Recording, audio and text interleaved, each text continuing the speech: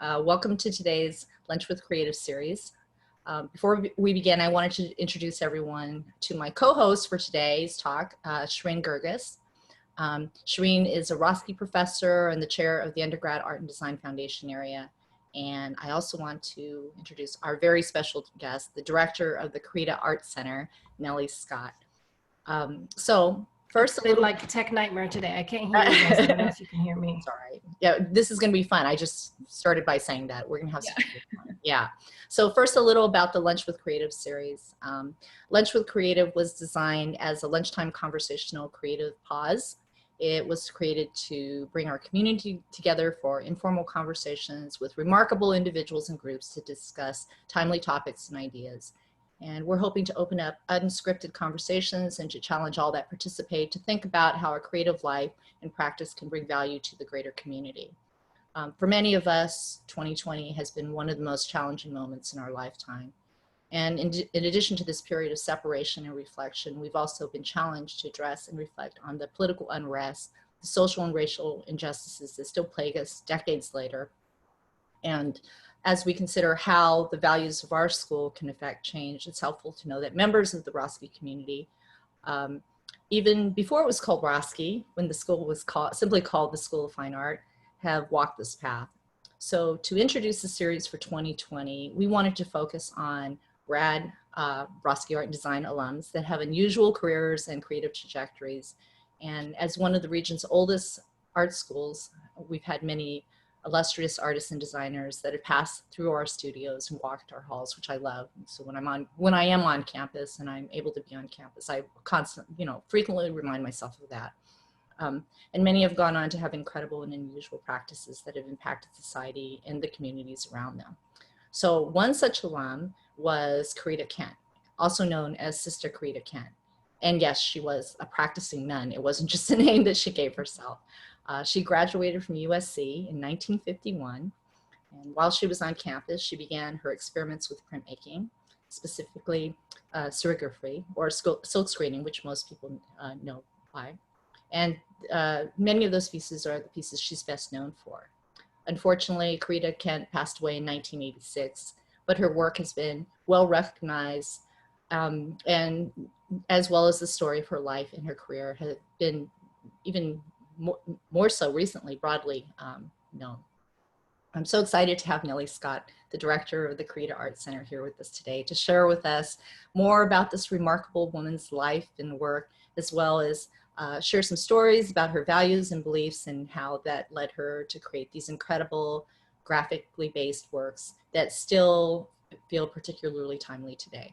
So Nellie, I think you, Shireen, and I all share something. We're all big fangirls of Sister Corita, so I'll try not to gush through the entire event, but maybe you can give a little introduction about who Corita Kent was and what brought you to the center. Yeah, first of all, thank you. It's such a pleasure to be here, kind of getting to spend my afternoon fangirling, because I do feel very lucky that I am the champion of such an incredible woman, an artist, an advocate. Korita is so many things, and she really is remarkable, and she really is a trailblazer, and shattered stereotypes. I think you mentioned her being a nun. It's like, wow, and she was this incredible artist, and so many other things. So I found my way to the center kind of in my own personal endeavor of watching the news and kind of recognizing what our personal responsibility is to the future, and how do we think about legacy? How do we look backwards to look forward? And this voice and this artist, really, I feel again so lucky to be her champion, and think through how we share that with future generations. Everything she really put out into this world was centered around this message of love and hope and justice. And well, shoot, I think we all need a little bit more of that right now. And so the Corita Art Center, we're there in Hollywood on the corner of Franklin and Western. the same corner in which the Immaculate Heart College was located. And our collection is pretty vast. It's about 30,000 artworks, ephemera, archival materials, photographs, her writings. I mean, it's really special. And so we normally, when it's not COVID, we are open to the public and really welcome visitors to engage her legacy. Great. So I have some questions, and that maybe will help prompt conversation. And Shireen, feel free to jump in anytime. All right. So Karita Kent is described as a radical American artist, educator, and a Catholic nun. And I feel the fact that she was all three, an artist, an educator, and a nun, and juggled all three of those roles was challenging, but it probably helped her to create more provocative work, right? Maybe you could speak a little to that. How do you feel, you know, those hats that she wore, you know? There were many hats, but really the one while she was in habit, she, as you said, graduated with her master's from USC. And I think what's really remarkable and really telling her story,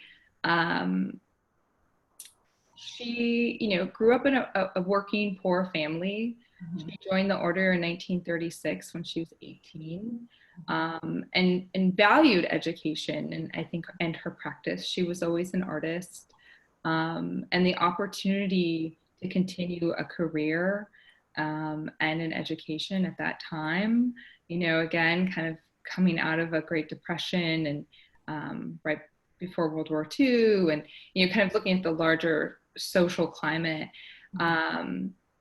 And she would have been very familiar with the convent and the Sisters of Immaculate Heart of Mary. Her older sister was also a sister there. And so she did join, and they really recognized her talents. And, you know, in this larger, like, women empowering other women, really felt it was very important for their teachers at the college there to also be educated. And so her mentors, Sister Magdalene Mary, she had actually gone to UCLA, and they felt it was really important for Korita to go to USC. And she really kind of gets a hold of the screen printing method. She sends away for a do-it-yourself kit. Yeah. And was kind of getting the hang of it. And then actually another woman artist in her last semester there at USC, her name is Maria Martinez. Mm-hmm. She was the wife of the Mexican muralist Alfredo Martinez. Mm-hmm. Kind of showed her the nuts and bolts, and from there it just kind of took off as like her medium. And I think what really attracted to her was, you know, printmaking is such a democratic art form, and conceptually, like, how do you get your message out to the world as fast as possible? And so, you know, the act of making, you know, she says, it's, you know, it's an act of hope. And so really quickly in 1952, she starts, you know, kind of getting accolades. She wins the Los Angeles County print competition, and also the California State Fair with one of her prints. And so from there on, she's just, you know, she's printmaking, and her process does change. And we can talk about that a little bit more. And it really is reflective of the larger social conversations that are happening. And also her ethos as a nun, right? Again, not putting too much value, like, it's about the message. Right. It's about meeting people where they're at. So that was very important.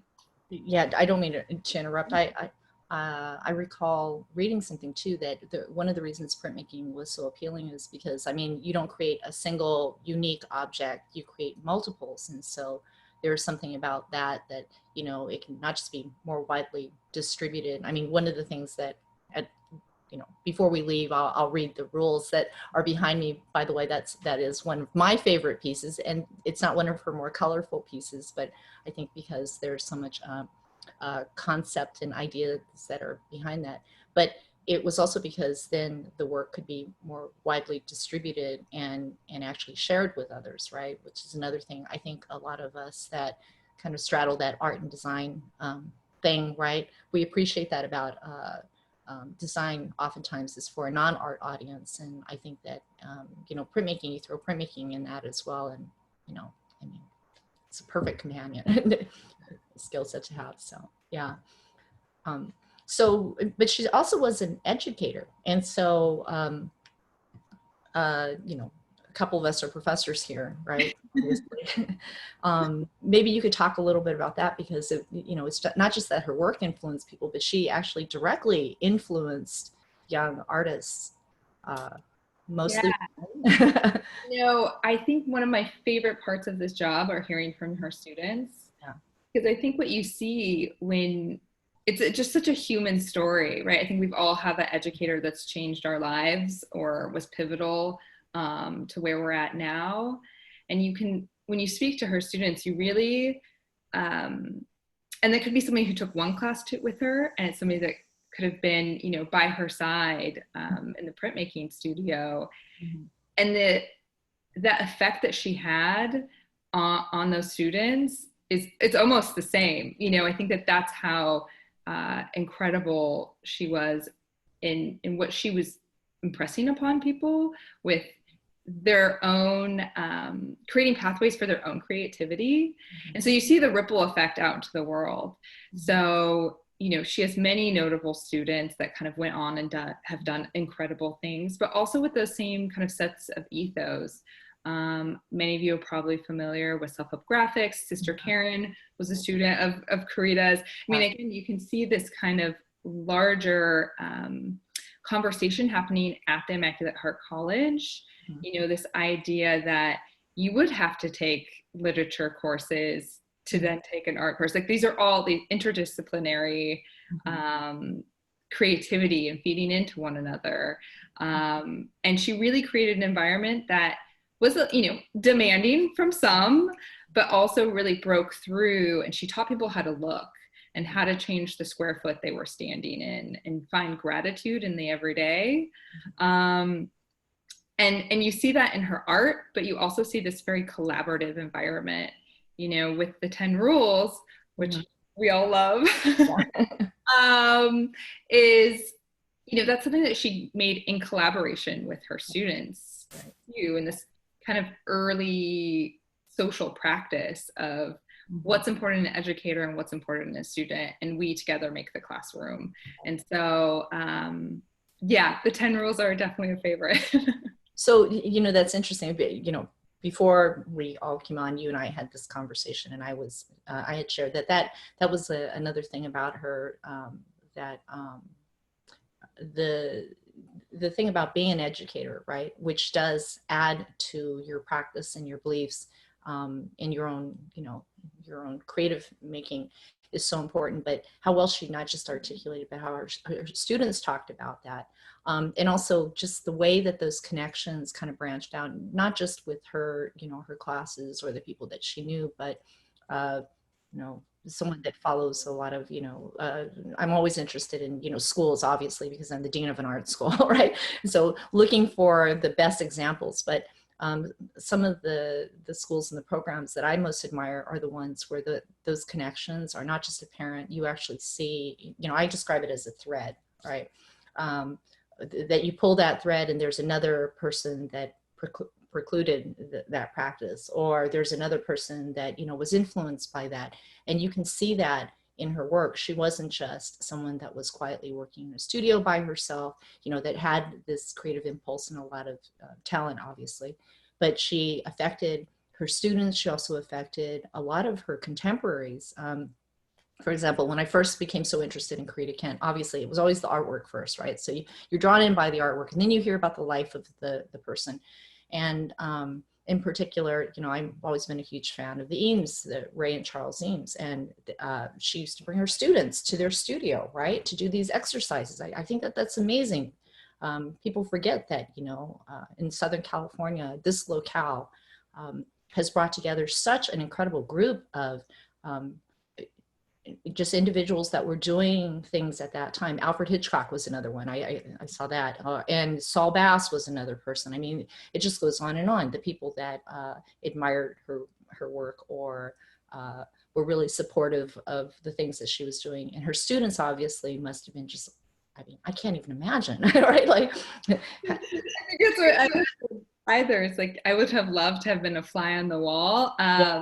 And I often joke that it's like a 7 degrees of Korita, because we keep, you know, as we do our research, we kind of find these like very human connections that she made.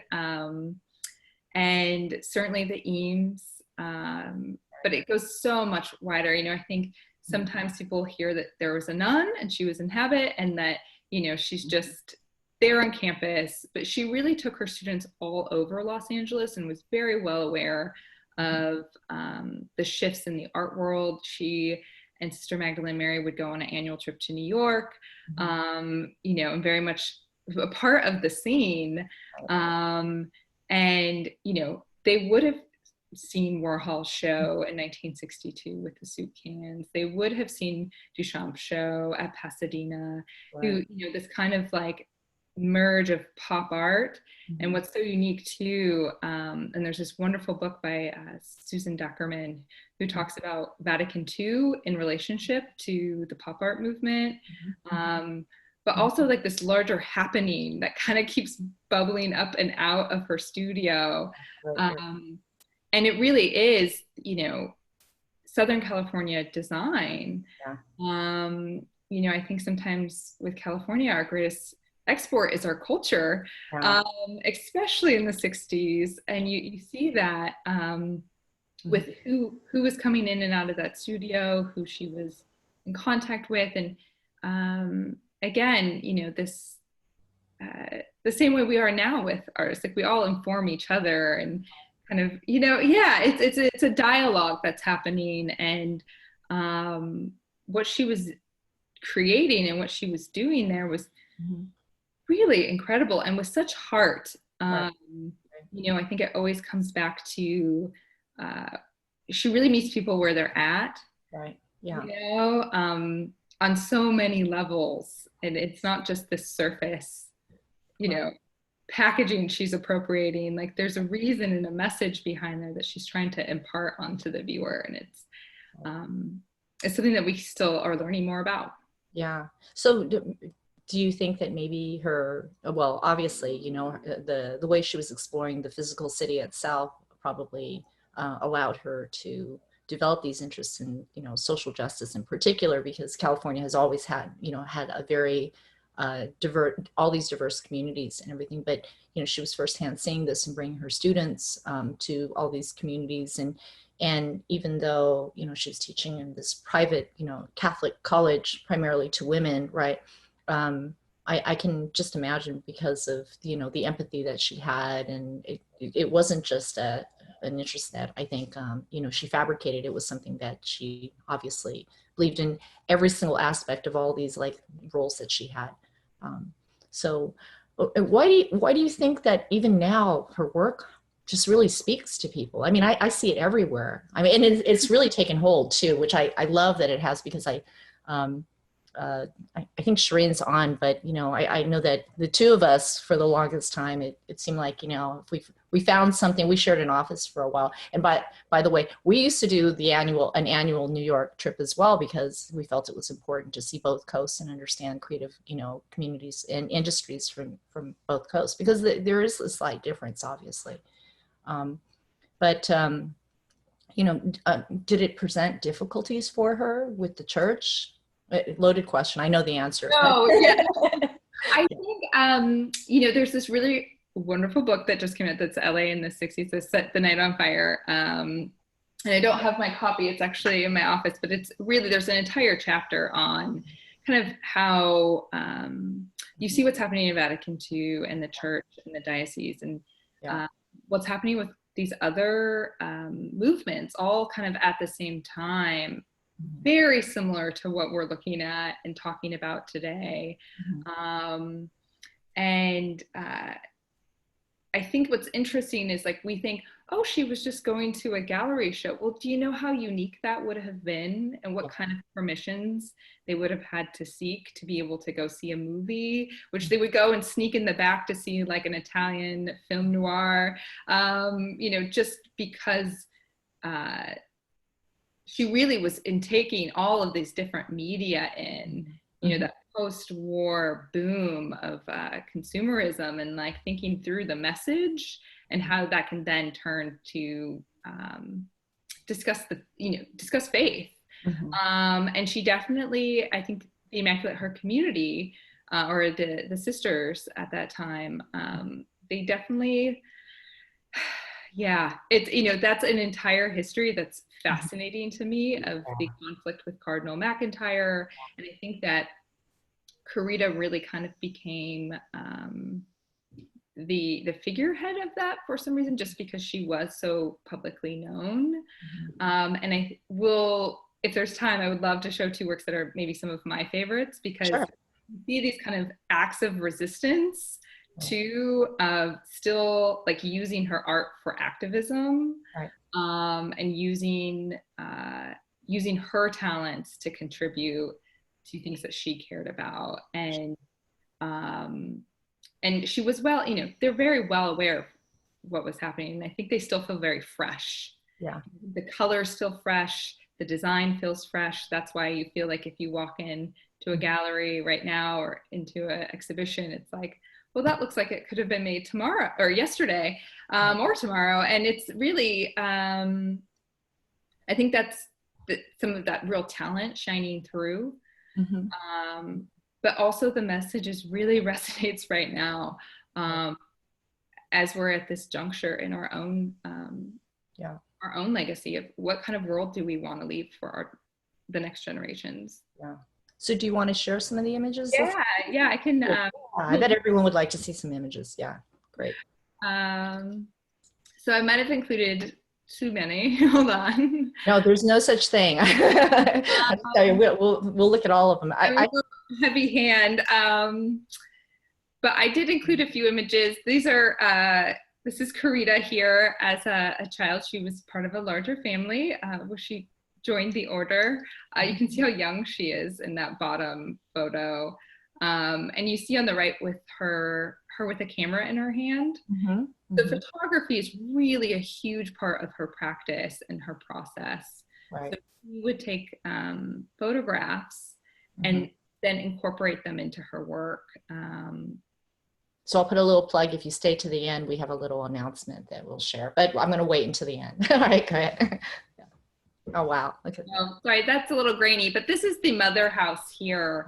And you'll see a little cow here. So they've been on that corner since 1906.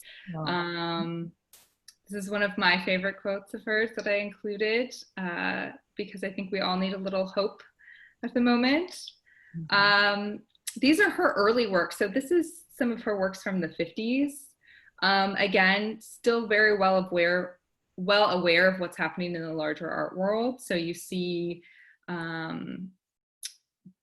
this use of figures and very religious, but at this time she's pulling up to 26 colors in a screen. So she's really figuring out this layering and what that can do. And I think there's always still a little bit of touch of humor. She has one, I didn't include in the presentation, but she includes a little Eames chair in the corner for the throne, you know, for, anyhow, it's just really magical to think. And she also wasn't using very expensive paper at this time. I think there's a few stories I've heard of while she was at USC, you know, it was just really what was around her. And she would go into the bathroom and get paper towels and print on those. You know, you just kind of have to be flexible. And on the other side, that does make preservation a little tricky.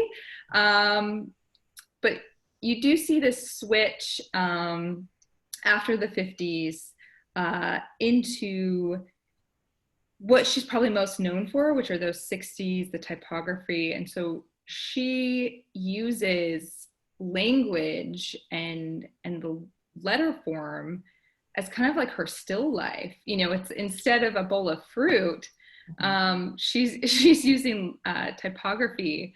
And here's an image. It looks you know, the studio here, busy at work, a little staged. But you can imagine making art, very hot LA summers, but also in these habits, it's a pretty big feat, and also can be quite messy, as we all know. Wow. So this is her studio and the studio space across the street from the college. So this was just where they made the serigraphs. Again, as many of you might be printmakers, you do know the chemicals involved and why this would probably likely need a separate space at that time. But it really was like a drop-on-in environment. Mm-hmm. So very much part of the street. And I included a little video I thought people might like. We are always surrounded by lots of signs, lots of forms that have been shaped into letters which convey something to us. Oops, I'm not sure the video was working, but the audio was great. Yeah. Okay, well, we'll include it in the links. Sure, yeah. But the other thing I was going to show, here's the 10 rules. Yeah. Yeah. So this is lettered by a student of hers, Meckelberg. But these are the 10 rules that she curated with her students. And there is a wonderful video by Bayless Glasscock where he actually films them making these rules together. And everyone has their own favorite rule. You know, depending on what day it is. But I think I love the idea that she put at the very end, there will be new rules next week. You know, we have to stay flexible with our expectations of one another. Yes, my favorite is 6 and 7, by the way. No mistakes, and the only rule is work. Yeah, that's the way that you do it. Yeah. Hope I don't diverge too much here, but I just think that folks would like these images. Right, with the boxes. We talked about that earlier too. The boxes, again, and staying flexible and using the resources around you. You know, again, framing's very expensive. You know, materials can be very expensive, and how do you get your message out into the world as fast as possible? And what a great tool to recycle and reuse than cardboard boxes. And so they actually use these quite a bit. And these photographs here are from the Mary's Day, which was turned into a celebration. And Korita was kind of handed over the reins in 1964. And it's as lovely as you can imagine. There's some video of that Mary's Day, and it feels just very 1964.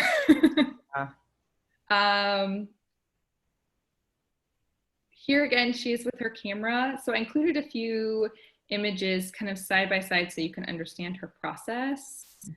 So she would take a photograph similar to what's on the left.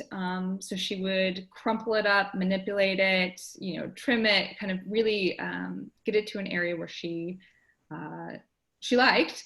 And she would take a photograph of that and then project it. And that would be then incorporated into the work. And so again, you're seeing these large swashes of color. That is her handwriting too. And she's always, you know, there's always a reason why the quote's paired with the headline. And sometimes I think it really asks the viewer to look a little bit deeper. These are works that she incorporates from walks around Los Angeles. This is the 101 freeway entrance sign. So she often had her students use a tool, kind of a analog Instagram, which is just a square cut out of a piece of paper, and really ask them to look and then look again. And finding the beauty and the injustice kind of all at that same time. And how do you take that in? And the best way to do that is just kind of like by little pieces. And so you can see a bigger picture. And so you kind of see that, that working through her pieces. again, proto Photoshop. I included all of these fun quotes, but I thought your students and the folks on this call actually would really love the irregular bulletin. So this was like their newsletter, and this was really led by Sister Magdalene Mary, and they're fantastic. There's a use of language and incorporation of, this active role as the reader is really charming. And I think that they're always with a lot of humor and pretty funny. The idea of how they're communicating out from the art department about their needs, and hey, we don't got what it takes to pay the printer, and their use of typography. I love this one. Towards the bottom, it's like, well, we're in trouble enough as it is, because they really did, cause quite the controversy as an order by really breaking barriers. So I have a question, Nellie. Do you think this is mimeograph? This process is mimeograph? It's like offset printed, right? And they didn't have copiers the way that we have copiers, right? Yeah, that's a good question. We just got a grant, the California Reveal, to digitize all of these irregular bulletins. So I think we're still learning quite a bit about them. But they are this beautiful gem we have in the collection that we wanted to make sure. Yeah, I asked because one of the things that we do have at Roski is we have a risograph machine, which is, it's related to those types of duplicators. But, so yeah, it would be really interesting to know what the original is. Yeah. Great. Yeah. I'm curious. I feel like I'm going to have to. Sorry, it's the type print part of me. It's like I always want to know these things. So wonderful. Again, the 7 degrees of Korita. Here you see Charles Eames on campus, and he did this wonderful speech about Immaculate Heart College when it did close. And he kind of lovingly called it white magic. What was occurring here. He was so frequent a visitor to the campus. He actually had the nickname Sister Charles. Here you see Buckminster Fuller. They had done a series called the Great Men Series, where they would bring 2 kind of forward-thinking people together. Again, very unusual for an order to, for a Catholic college to have that at that time, for a women's school, and bring in these forward-thinking leaders that you mentioned to talk about the work that they're doing and really inspire others. Here is John Cage, another one of my favorites. 10. Yeah. To him. And then I included some of these pieces. So I'll just go quickly and touch on the 2 that I think that are some of my favorites. And I think that say a lot about her, using art as activism and as resistance. So this piece is called My People. It's from 1965.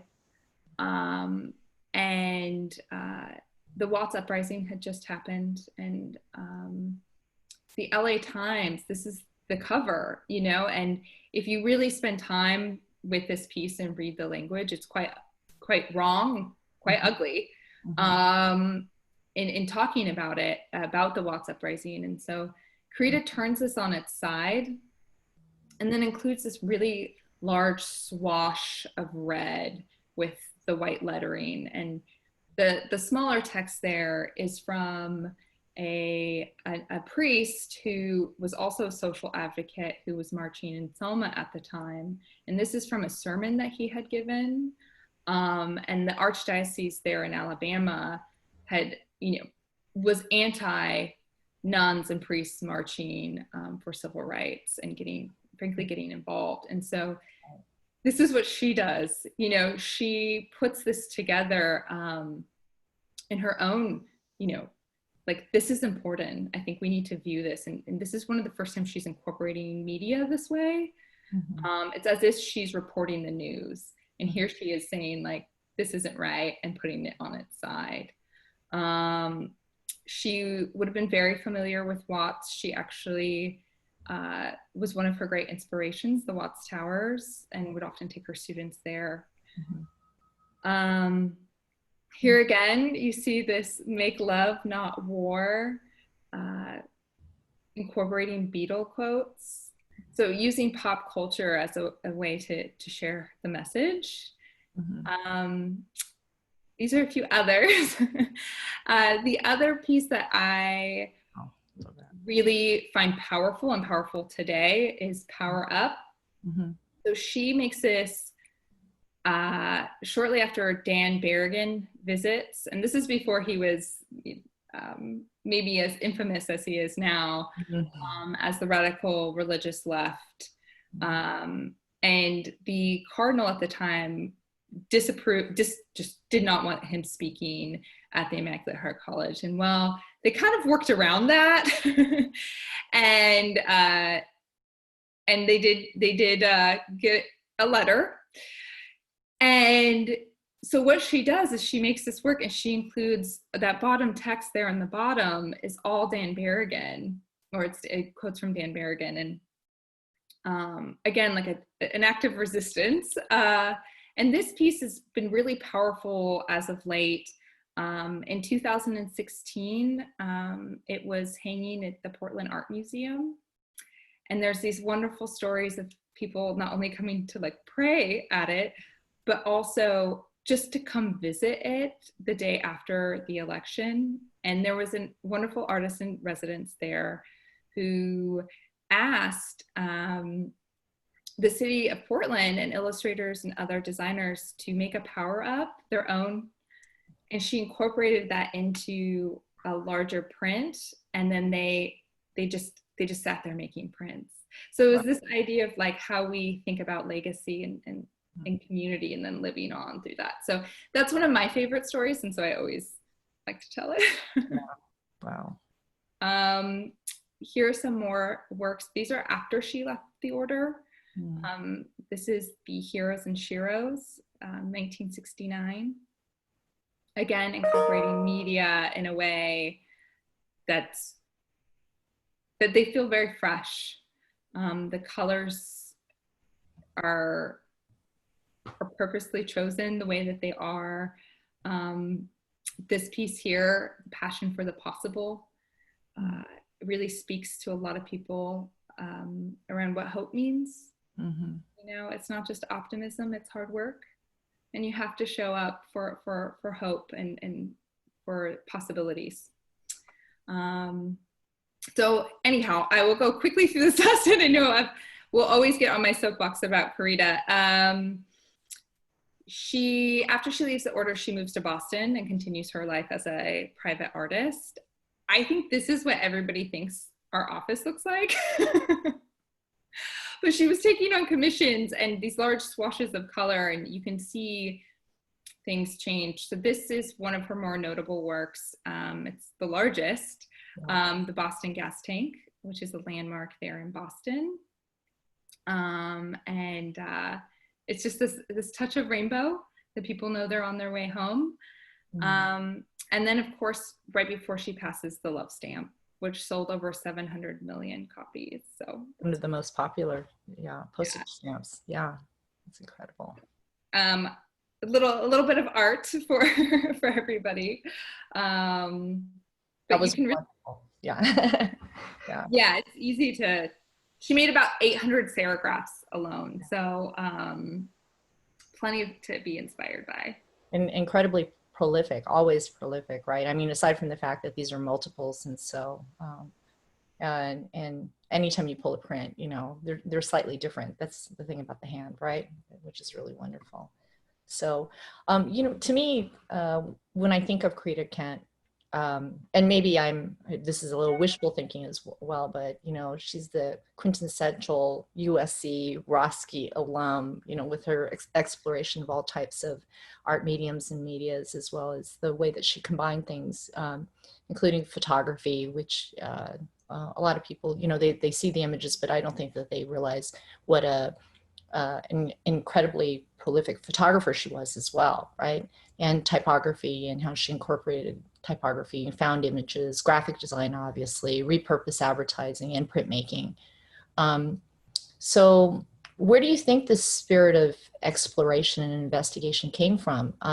Because as you said, printmaking in the program that she was in was not something that was necessarily, a required part of the coursework, but she was experimenting on her own and just discovered something that she loved and just ran with it.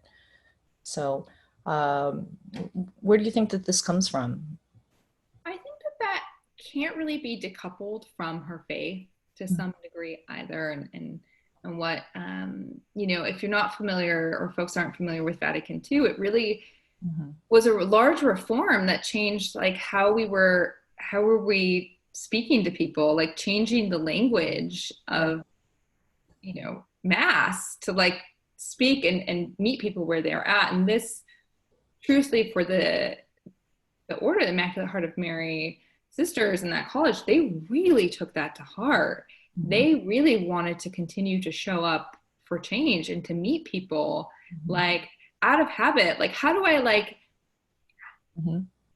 this idea of being part of a larger culture and how you share yourself and your faith. And so I think that exploration is just kind of built into some degree with, her and her faith, especially in the 60s and in 50s and 60s when she was printmaking with those pieces. And I think that's also the ethos of finding beauty around you. She and Jan Stewart wrote a book called Learning by Heart, which I've never seen a copy that's not well worn and well loved. And it is really, I took it home at the start of quarantine. And I've read it several times. And it had new meaning because it was, how do you find beauty right here in front of you? Like, and for her, I think there's a touch of like, how do you find your faith in God and what's just right here in front of you? There's a piece that she does, it's called Mary Does Laugh. And if Mary was here today, she would go grocery shopping at the market basket. And that act of inspiration, I think that's just such a beautiful thing. I don't know. It feels like that book was written in quarantine because there's some exercises she leaves and assignments that are, look at a shadow, look at it again, draw that, 100 times. Right. And so, what she used to do, that was one of her assignments, right? Her famous assignments, to send them home and tell them to come back with 100 drawings by the next class, and the students would think to themselves, there's no way, and they'd all come back with 100 drawings, and they would, there was amazing work that comes out of that. Like I said, her work ethic was just something I really admire. So yeah, and I know you made a little window too. You should show everyone your little window. I was going to say, I have a prop. I have a viewfinder that we give out at the center. Again, it's a very simple tool, but I think it helps you isolate what it is you're looking at and really think about that. Let it lose its own meaning. Look at the shape and the form and the color. And, I think that, again, I'm so lucky I took home the Learning by Heart book. Because it's been really great to think through of our own creative practice and our own, again, finding beauty in my own backyard. Yeah, absolutely. So what do you think Korita would think of what's going on right now in our world? Well, I asked this question of her students, and I'm like, what do you think would be like the first pressing thing? And, I think because she herself didn't march, but she used her art for activism, and she often was very giving with her art. She would make them for charities she cared about. She would do commissions, kind of that balance of like, I do have to pay my bills, but I also can then turn around and give, because, she didn't, she was giving all the way throughout her life in a really heartfelt way. And I think, there's that quote in that piece, highly prized, like, I care and I care about it all. And I think she would care about all of this. I think that's my own personal read. I always try not to put 2020 on her, but I think that I think she would care about it all. I think she would think about the humanity, because whenever you see her championing a cause, it's what's for the greater humanity. And I really think that the environment would be probably pretty top on that list.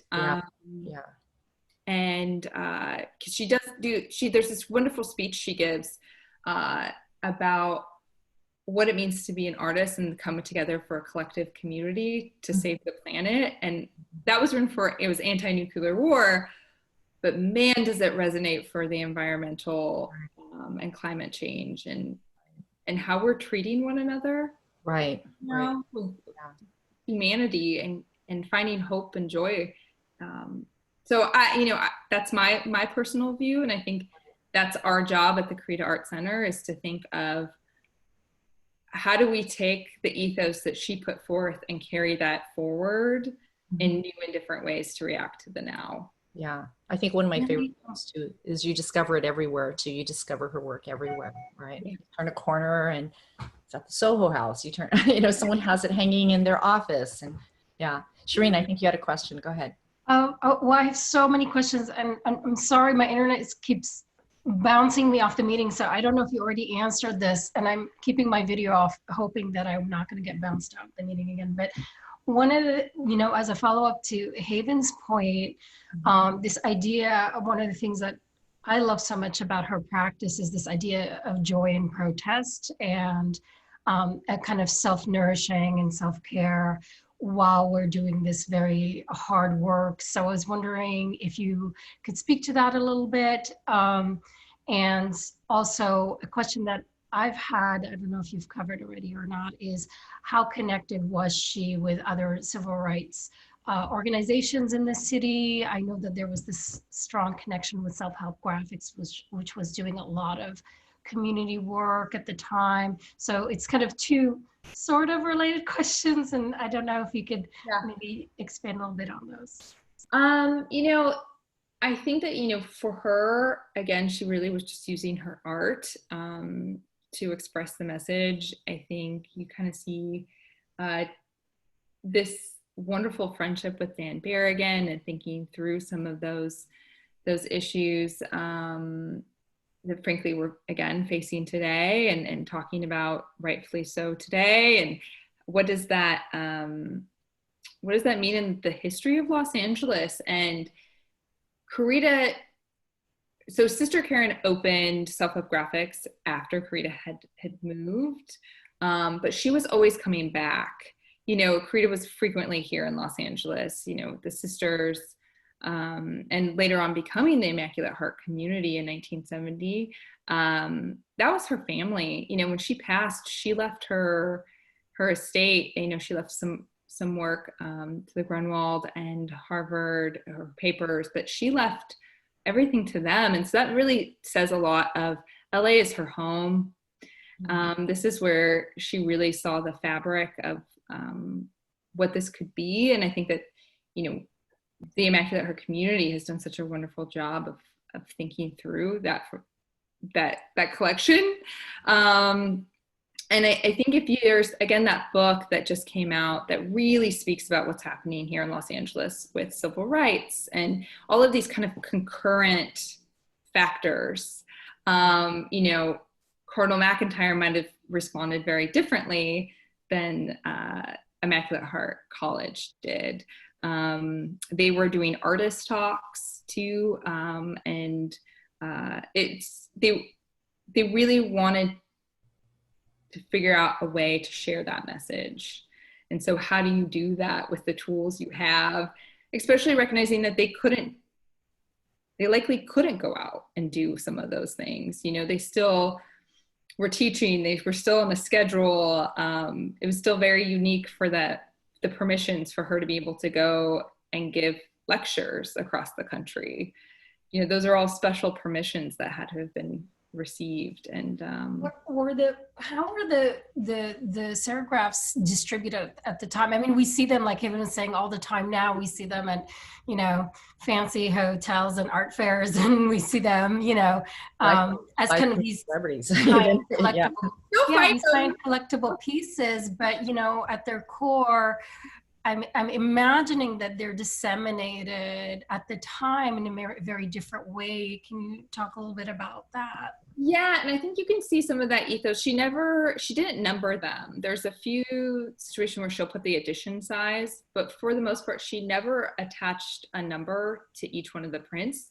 She didn't want one to be more valuable than the next. And so that same kind of conceptual ethos is really, you know, you could have stopped by that studio space of one of the art sales and got a Korita print. And that money then went to the Immaculate Heart College.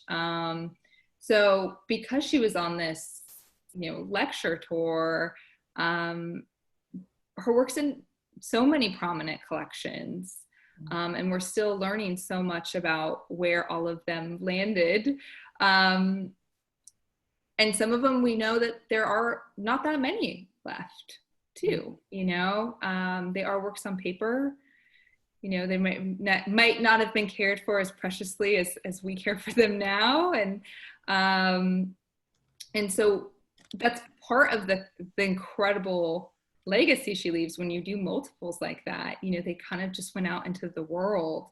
And so we sometimes stumble across them and go, hey, do you see the Korita? You know, we were watching, my family are watching John Lewis's Good Trouble. And here he is, right before he does his happy dance, he's coming out of his office, and right there on the right side of the wall in the hallway are Korita artworks. So we still kind of get those like, wow, that's incredible to see where all of them live and where they continue to inspire folks. So we do have a few questions in the chat. Haven, is it okay if I? Yeah. Why don't you go ahead and read them too? All right. So we have a question from Andy, one of our professors, Andy Campbell. It's actually quite a few questions in one. We answered some of them, but why don't you do the whole thing? So let's see. I hope it's okay, Andy. I'm gonna just kind of cut to the end of that question because we haven't really talked about this. Can you discuss Korita's critique of power, both as a nun and then after she returned to secular life? In 1968, a very significant year for art and protest. Does it change? Were there limits to her activism? So what in your view is her critique of that power stance as a nun and not, you know, and after? You know, I think, you know, she would often say, like, kind of like, look at the art when faced with questions probably such as this, but I view it as like her act of resistance. I mean, for hours and hours, I mean, in the heat, in a habit, sitting there, not sitting, but physically pulling those screens is an act of resistance in its own way and a critique of power. For her, there would have been a few different powers. It wasn't just the government or these other movements. You know, there was also, she belonged to you know, an order, and that was part of a larger system with the Catholic Church. And you know, so there was many levels of power that I think that she was addressing in her works. And some of these prints are relatively large too. They're not little small prints. I mean, you know, the screens themselves are a considerable weight. And if anyone's ever done silk screening of any type, you know, you have to move fast because the ink will dry on the screen. And once you start the whole printing process, you go until it's done, or until one round of colors are finished. So. Well, you can see a photo. She's a really petite woman. Actually, Korita means little heart, so she really was quite petite, and you can see her forearms are like very strong. You know, she's like that act of like, I'm just going to continue here. And this is where I am, you know, most useful in my efforts. And so there were occasions she used her art to like fundraise to bail people out, or, you know, to help organizations that were really addressing some of those power issues. Right. Also, another one of our professors, Ruben Ochoa, is asking about, and I think it's important for us to talk about the Save Korita Studio process. Can you give us a little update, Nellie? What's happening? How can we be of help in the spirit of Korita's work? We want to, you know, have a call to action, right? You know, Thank you for asking. You know, I think I keep joking that I feel like a pair of shoes in a dryer, really. We found out on August 4th, and that was really shocking. You know, we have a photograph. I know, Haven, you've been, we have a photograph, and we often send visitors across. We had already set up your talk, and then this happened, and I think there was that whole flurry of like, oh my goodness, I can't. I don't know if everybody knows. Be here. Yeah, I don't know if anybody who's joining us actually knows that, you know, the Korita studio, the printmaking studio that Nellie showed a photograph of is at risk of demolition. With the big, with the big sign. So what can we do to support, Nellie? You know, I think the more people that sing the song that this is important, that she was important, she was important to the culture of LA, the visual culture, but also the larger culture of LA, and then that kind of export into the world. But, you know, I'll be kind of really frank, especially after Friday, you know, I think we have to look at how we're honoring women and their work and their legacy. And this is a space in which she made a considerable amount of work during a productive period of her life. It matters. And it matters that it is not demolished, you know, for extra parking. And so we have submitted our application to have it designated. And I think the more people that can show up and support, you know, of course, it falls into CD 13. So letting Councilmember O'Farrell know that you care. We have a website that's Korita.org/action that, you know, has more information about saving the studio. Again, it matters. And I think letting people know that it matters is kind of the real help, like a real true help to us right now. Because, you know, that's when buildings get knocked down, is when no one's looking or says anything. All right, these physical monuments and kind of iterations of people's work, and especially women's work, become so important.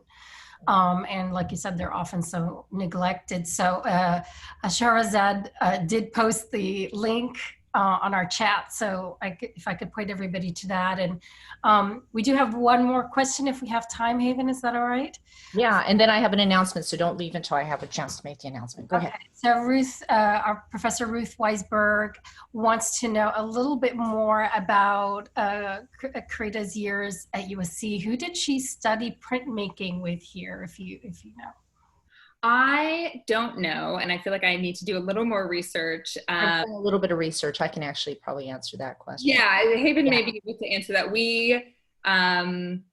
I've been digging, but we actually don't have full access to our archives right now because of COVID, and so Haven can probably answer that. I would have to speculate, because as Nellie said, that we don't actually have you know, evidence of this, but she has stated that it was an experiment that she was doing when she was in grad school. And actually, though she did quite a few studio art classes, her degree was actually in art history, right, Nellie? As I recall, a graduate degree was in art history, though she did make work in, you know, in our spaces. And I believe at that time, art history was part of the art program. Ruth is actually also a former dean, and so she would probably know this as well, because this was 1951. And it was a kit that she purchased. And again, going back to one of the things that I've said, you know, that spirit of experimentation that actually still really lives at, you know, our school at the university. So she didn't roll into a class and learn printmaking and then start cranking out these beautiful pieces. She actually was playing around with the materials in the medium, and, you know, in many ways created her own process for doing it. And as Nellie said, found someone that actually helped her refine some of her techniques. But the things with like the collage, for example, and all the hand cut letters, that wasn't anything that she would have been able to learn because it wasn't part of the, you know, I mean, a more traditional printmaking practice. And if you know anything about printmaking, you'll probably also know that there's always a lot of fear because there's steps that you have to take in order for a print to be complete.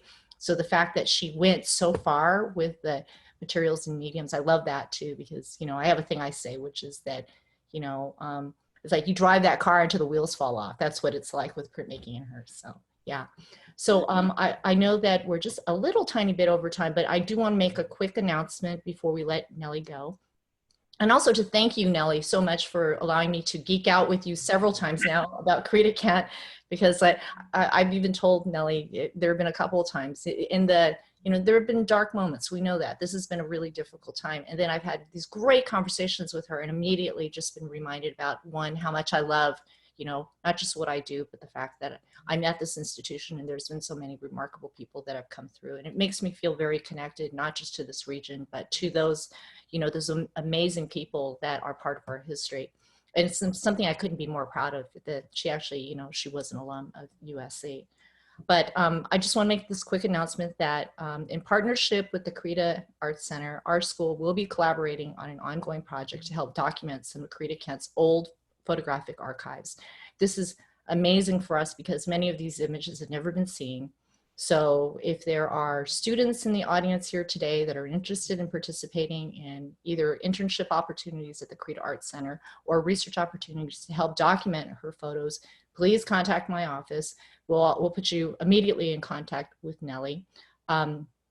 Again, correct me if I'm wrong, Nellie, is there like 30,000 images that? No, not that well.